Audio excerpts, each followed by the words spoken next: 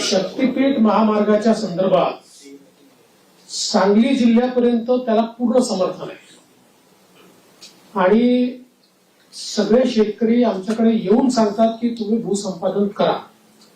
सांगली जिल्ह्यातल्या काही भागात त्याला समर्थन आहे, पण कोल्हापूर जिल्हा जिथे सुरू होतो तिथे मात्र त्याला खूप मोठ्या प्रमाणात विरोध आहे.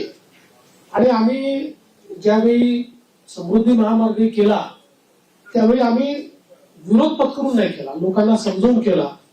त्यामुळे आमचा यात प्रयत्न असा असेल की ज्या भागापर्यंत विरोध नाही तिथपर्यंतची अलाइनमेंट आता फायनल करायची आणि पुढची अलाइनमेंट जी आहे ती आपल्याला सगळ्यांची चर्चा करून काही पर्यायी अलाइनमेंट काढता येते का याचा विचार आपण करू. कारण शेतकऱ्यांना नाराज करून शेतकऱ्यांच्या जमिनी जबरदस्तीने घेऊन विकास करण्याची मानसिकता आपली नाही आहे. त्यामुळे काही पर्यायी रस्ते तयार करता येतील किंवा त्याला एक्झिस्टिंग जो काही हायवे आहे त्याला कोल्हापूरच्या आधी कुठे जोडता येईल का, किंवा अजून काही एखादा आपल्याला फ्लायओव्हरच्या माध्यमातून काही निर्णय करता येईल का, असं चर्चेतनं मार्ग काढू.